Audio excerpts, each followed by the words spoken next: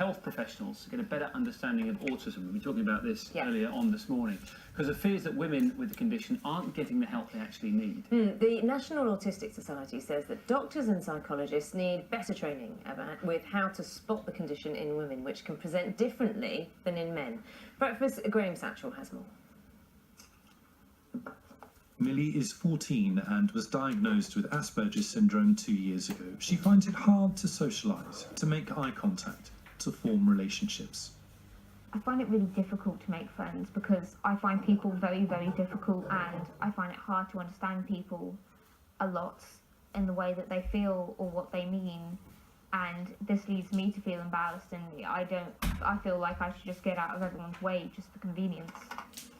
Autism has been seen as a condition that mainly affects boys and men, but now evidence suggests autism in girls and women is being significantly underdiagnosed.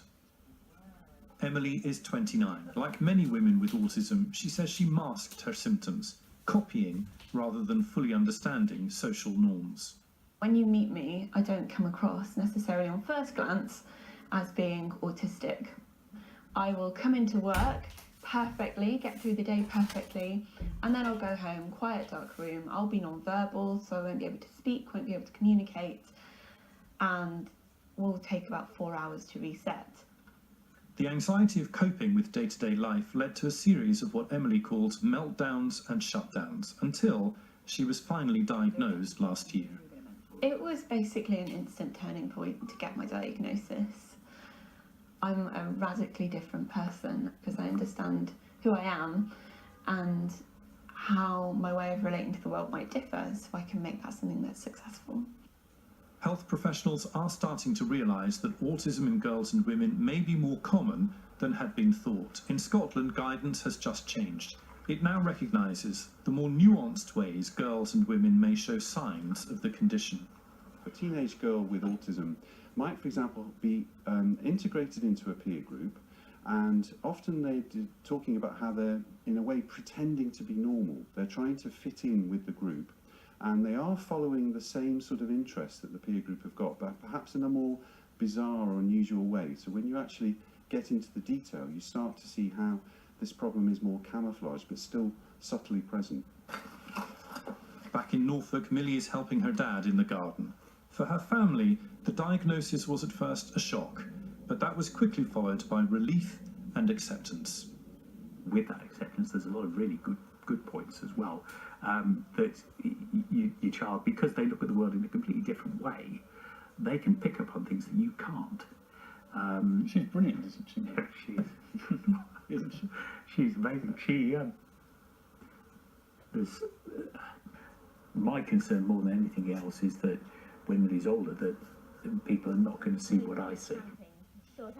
Millie certainly faces some challenges ahead, but she is now getting proper help. The call today from the National Autistic Society is for the diagnosis of girls and women to improve, so many more can also get the help they need. Graham Satchell, BBC News. From our London newsroom is Robin Stewart, who's an ambassador for the National Autistic Society. Thank you very much, Robin, for joining us this morning. Hi.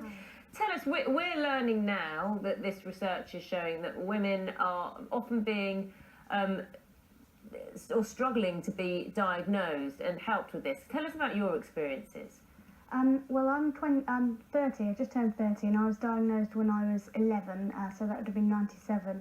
And it was when I moved from the infants class to the junior class. I was already within a special needs class in a mainstream school because I have 9 other conditions that are separate to autism. And the teacher took my mum to one side after a few months, and she said, you know, the children that have moved up with Robin, they have quite a range of needs. So, for example, there was a child that would smear poo on the walls, there was somebody else that would bite people's arms, and she said that those children have settled in okay, but her real problem was me, and perhaps I have autism. And my mum was really pleased that this had been identified, because my parents had both thought that I was autistic from a very young age.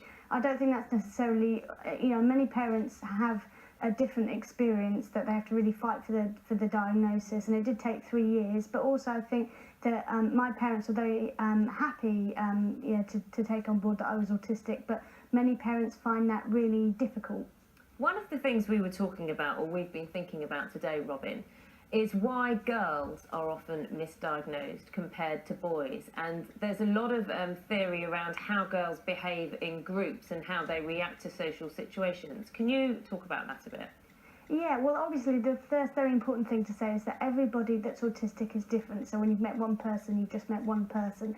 And there may be boys that identify with some of these things as well. But many girls and women use what's described as masking or mimicking or camouflaging. So they're skills that they're using to kind of blend in, but they're incredibly, it uses a lot of energy to do that, and it can be, incredibly energy consuming for that person and therefore exhausting. But also it might mean that person doesn't have the same amount of energy they could use on the things that naturally come to them. It's sometimes being described as almost like being, say, a square peg fitting into a round hole, because so many people find it so difficult to look at this so-called spectrum and pinpoint what autism is. Can you explain it?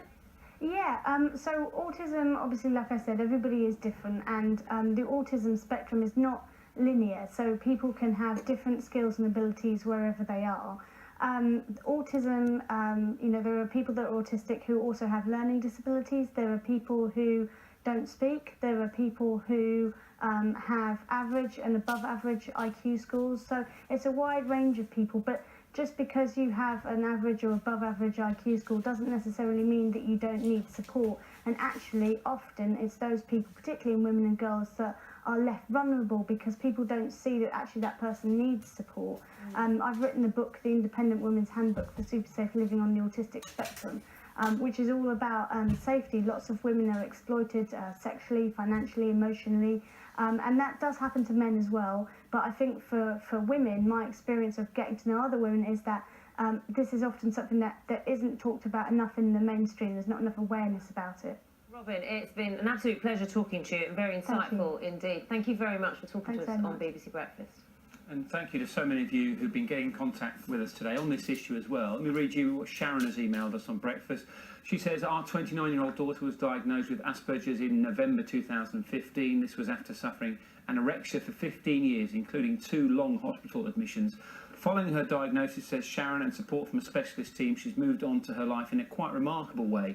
So many young women, it seems, are years with mental health problems as a result of not being diagnosed early enough. Yeah, this from Kim as well. Kim has said she's delighted to see that we're talking about autism on breakfast this morning. She said it took 3 years for her daughter to be diagnosed, mainly because she appeared, and I put in quote marks, perfect at school, and they didn't seem to appreciate that she would come home and have a meltdown, almost, in her words, in Kim's words. She got sick of hearing the problem was obviously at home, and that school kept telling the doctors nothing was wrong, but so they took years to do the right test. I suppose the message is just keep pursuing. If you feel that something is different, something is wrong, keep pursuing medical advice and keep flagging up the problem. Keep knocking on the door, yes. And thanks as well for all your comments today and your memories of Gene Wilder, which have been fantastic to read through. Time to get a quick look at the headlines where you are this